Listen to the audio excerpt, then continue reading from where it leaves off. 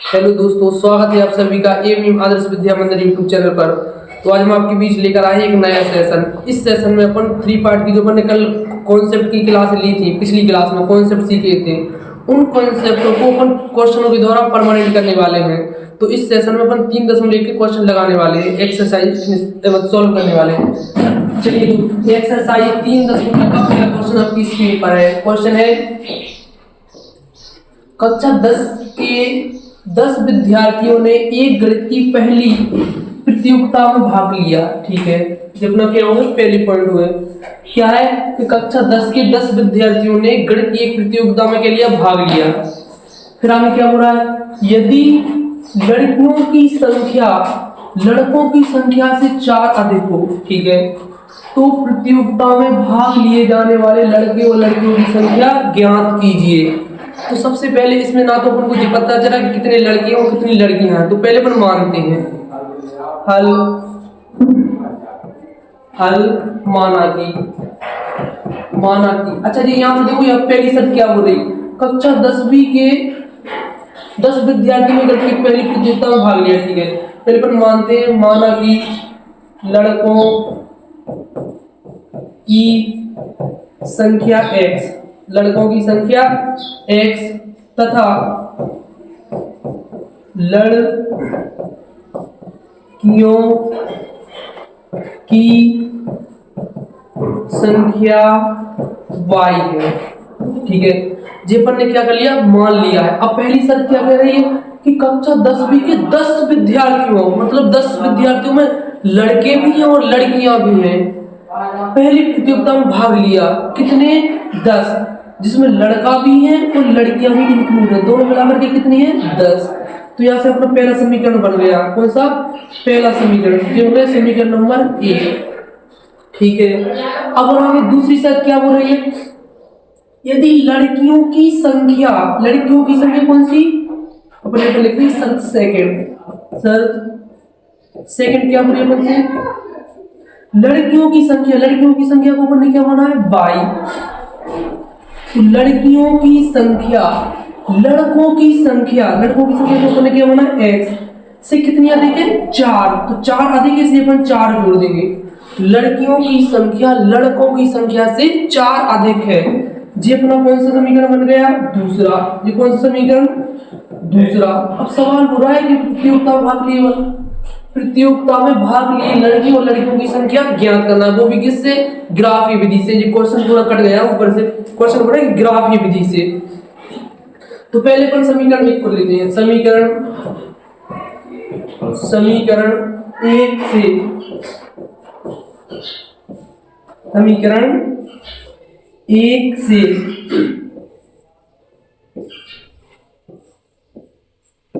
यहाँ पर क्या है? x और y। समीकरण 1 से अपन यहाँ पर समीकरण 1 में y की जगह कुछ मान लिखेंगे, तभी तो x का मान आएगा। मान लो अगर अपन ने समीकरण 1 से y की जगह लिख दिया 5, कुछ भी लिख सकते हैं अपन अपनी मर्जी के हिसाब से। ठीक है, तो y की जगह लिखा 5, तो x की जगह पर कितना आएगा, और यहाँ पर सॉल्व करेंगे।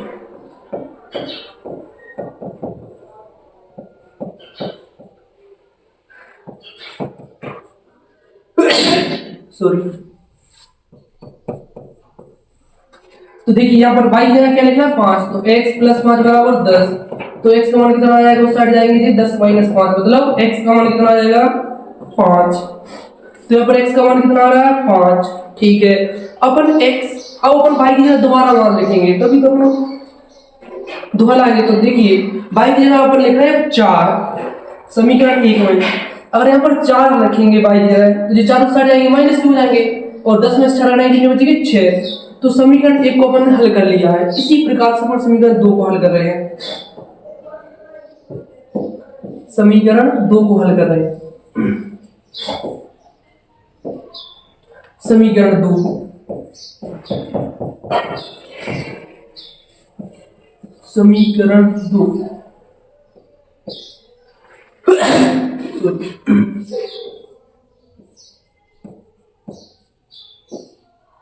तो देखिए समीकरण 2 को अपन क्या कर रहे हैं? हल। अगर समीकरण 2 जी अपना, इसमें अगर अपन y की जगह 4 लिखें तो x का कितना आएगा, इस साइड 4 प्लस की और 4 इस साइड आएंगे माइनस की, 4 से 4 कट जाएंगे, मतलब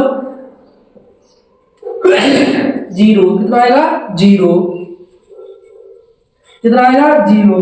अगर अपन x की जगह y की जगह अपन ने 4 रखा तो x का मान कितना आया 0। अगर हम y की जगह लिख दिए 2, क्या 2, तो यहाँ पर अगर अपन y की जगह 2 लिखें तो 2 बराबर x प्लस 4, 4 इस साइड आएंगे काय की हो जाएंगे माइनस की, और 4 में से अगर 2 घटाएंगे कितने बचेंगे 2, वे भी काय की माइनस की। तो अपने ये दोनों समीकरणों को अपन ने हल कर लिया। अब इसको किस विधि से निकालना है, लड़कियों की संख्या ग्राफ विधि से। तो पहले अपन अगले पेज पर बढ़ते हैं। पहले समीकरण 1 और समीकरण 2 को अपन लिख लेते हैं। यहाँ पर समीकरण 1, समीकरण 1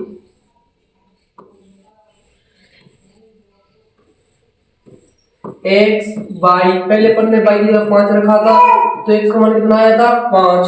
फिर अपन ने x की जगह क्या रखा था, y की जगह रखा था 4, तो x का मान कितना आया था 6, 4 6। और समीकरण 2, ये समीकरण 1 है, ये समीकरण 2।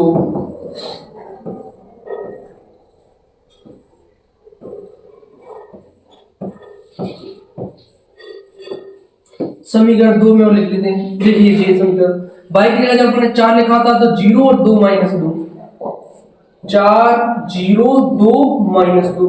अब सवाल हो रहा है कि इसको अपन ग्राफ विधि से हल करना है, तो ग्राफ बनाते हैं। पहले अपन क्या बनाते हैं, ग्राफ।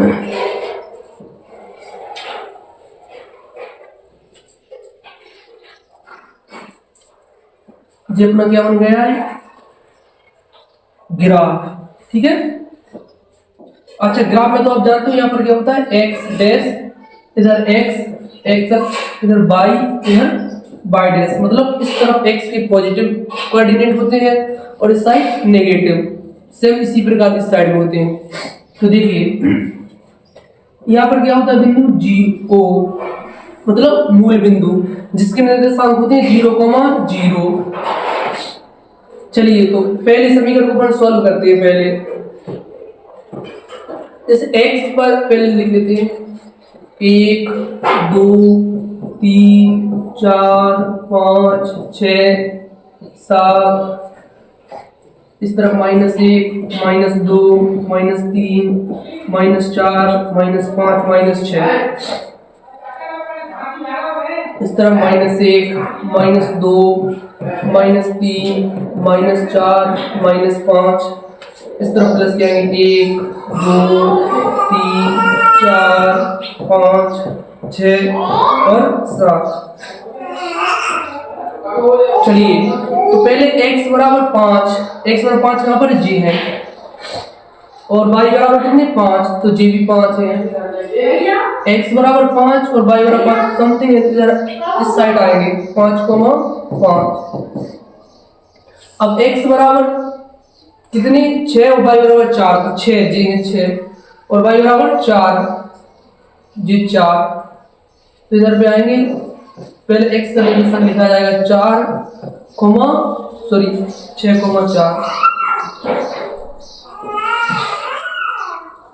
देखिए x पर कितनी 6, तो जी है 6, दोबारा देखिए जी है 6 और y पर कितनी जाने 4, तो 4 जी है। इनको अपन यहाँ पर लिख लेते हैं, जी कौन से बिंदु है 6,4। अब दोनों पॉइंटों को एक लाइन से क्या करते हैं, मिला लेते हैं।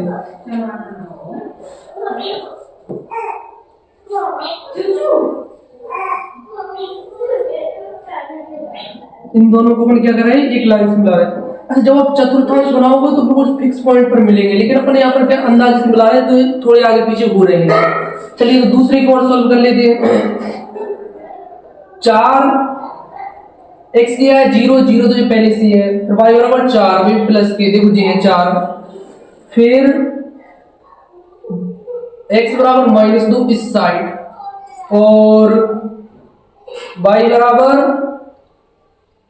2 प्लस के, y बराबर 2 जी है। चलिए तो इन दोनों को मिला दीजिए अपन एक लाइन से।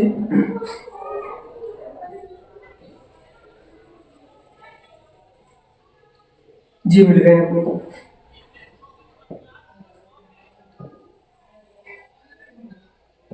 जी मिल गए पॉइंट, ठीक है। तो इस तरीके से अपने ग्राफ से इसको हल किया है। तो देखिए एक्स पर कहाँ मिला है, लगभग 3 के पास में, और वाई पे लगभग 7। अगर आप ग्राफ को जब ग्राफ में बनाओगे तो बिल्कुल ऐसे ही पॉइंट मिलेंगे। तो यहाँ पर जी बिंदु कौन से आ गए, 3,7। अच्छा पहले एक्स के निर्देशांक होते हैं, तो एक्स का मान कितना आ गया, 3, और वाई का 7। तो देखिए क्वेश्चन की तरफ दोबारा बढ़ते हैं। 10 विद्यार्थियों ने भाग लिया गणित की पहली प्रतियोगिता में। यदि लड़कियों की संख्या लड़कों की संख्या से 4 अधिक हो तो भाग लेने वाले लड़कों की संख्या ज्ञात कीजिए। तो देखिए यहाँ पर x को अपन ने क्या बना था, लड़कों की संख्या। तो लड़कों की संख्या कितनी आ गई, 3, और लड़कियों की संख्या 7। जी अपना इस सवाल का क्या है, आंसर है। सेम इसी प्रकार से अपना कौन सा दूसरा सवाल है। दूसरे सवाल के हम समीकरण आपको बनवा दे रहे हैं, खुद से सॉल्व करना है इसको। चलिए तो पहले सवाल को पढ़ते हैं। 5 पेंसिलों तथा 7 कलमों का कुल मूल्य कितना है, 50 रुपए, ठीक है। जबकि 7 पेंसिलें तथा 5 कलमों का कुल मूल्य कितना है, 46 रुपए। तो एक पेंसिल का मूल्य तथा एक कलम का मूल्य अपन को क्या करना है, ज्ञान। तो सबसे पहले अपन को ये पता नहीं चला कि इसमें कितनी पेन और कितनी पेंसिल है, तो अपन उनको मानते हैं। हल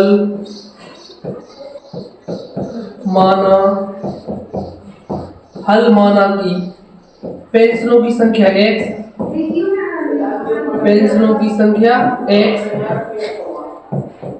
एवं कलमों की संख्या y है, ठीक है। अब देखो यहां से आता है शर्त बोल रही है जी, शर्त फर्स्ट शर्त क्या बोल रही है कि 5 पेंसिलें और 7 कलमों का मूल्य कितना है, 50 रुपए, ठीक है। जब अपन समीकरण बन गए पहला। इसी प्रकार देखो दूसरी शर्त क्या हो रही है, शर्त फर्स्ट की और शर्त सेकंड क्या हो रही है। शर्त सेकंड हो रही है कि एक 7 पेंसिलें, अब दोबारा से 7 पेंसिलें फिर 5 कलमें, इनका मूल्य कितना है, 46 रुपए है। तो आपको एक पेंसिल तथा एक कलम का मूल्य बताना है। सेम टू सेम जैसा आपने जो पिछला सवाल किया है, इसको आपको वैसे ही सॉल्व करना है। और सॉल्व करके आप इस क्वेश्चन का आंसर कमेंट बॉक्स में कमेंट करना क्लास सेव होने के बाद। चलिए अपन बढ़ते हैं अगले क्वेश्चन की तरफ। दूसरा क्वेश्चन क्या है, अनुपातों a1/a2 b1/b2 और c1/c2 की तुलना कर ज्ञात कीजिए कि निम्न समीकरण द्वारा निरूपित रेखाएं एक बिंदु पर प्रतिच्छेद करती हैं, समांतर है अथवा समपाती है। तो इसको लिए पहले अपन तुम्हें बता दें कि कब समपाती और कब क्या होती है। चलिए कब समपाती होती है रेखा और कब समांतर होती है। देखिए कल अपन 3-4 शर्त पढ़ी थी, क्या शर्तें पढ़ी थी देखिए जी, यहाँ पर बताते हैं आपको।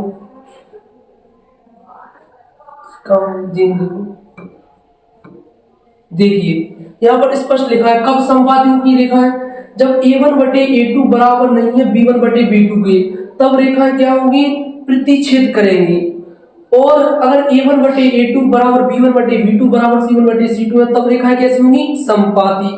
और अगर a1/a2 बराबर b1/b2 बराबर नहीं है c1/c2 के, बराबर नहीं है किसके, c1/c2 के, तब रेखाएं कैसी होंगी, समांतर होंगी। कैसे होंगी, समांतर होंगी।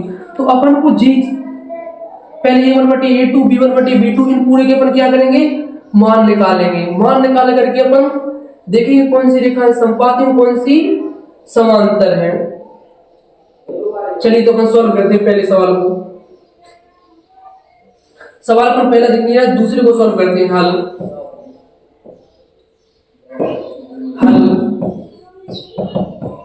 सवाल है 3x + 9y + 12 बराबर 0, और एक और समीकरण दिया अपन को 18x + 6y + 24 बराबर 0। यहाँ पर देखो, यहाँ पर a1 का मान 9, b1 का मान 3 और c1 का मान 12।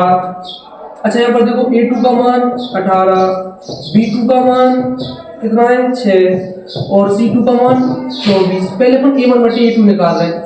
a1/a2 A1 की जगह है 9, A2 की जगह है 18, काट लिया जाए इसको, 9 एकम 9, 9 दूनी 18, तो A1 बटे A2 का मान आ रहा है 1/2।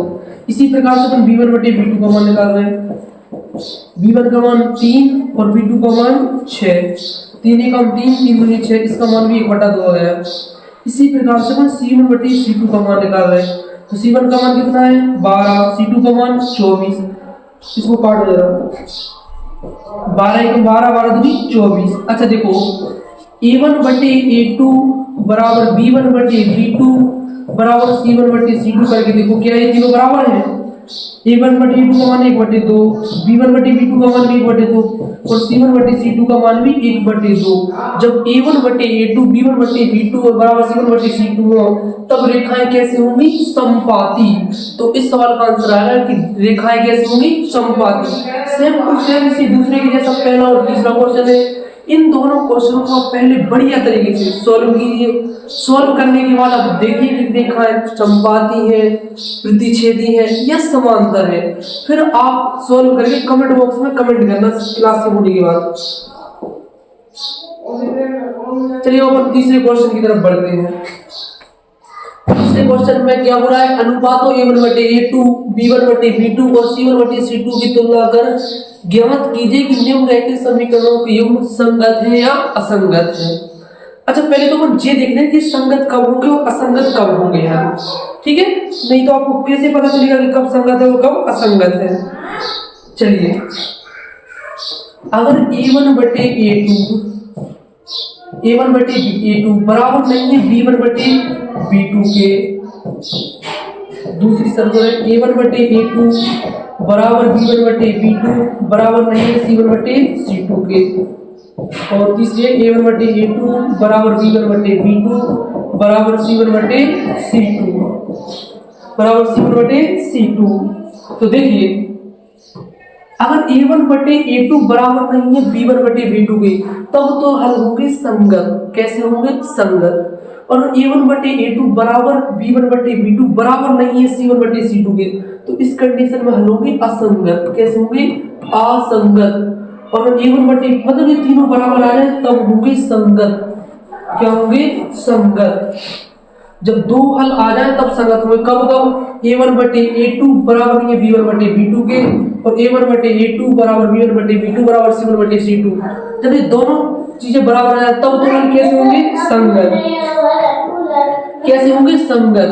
और अगर A1 बटे A2 बराबर B1 बटे B2 बराबर C1 बटे C2 के नहीं हुए तब हल कैसे होंगे असंगत। इन दोनों बातों को अब मतलब याद रखना। फिर आप इस सवाल को सॉल्व कर रहे हैं तो देखिए हल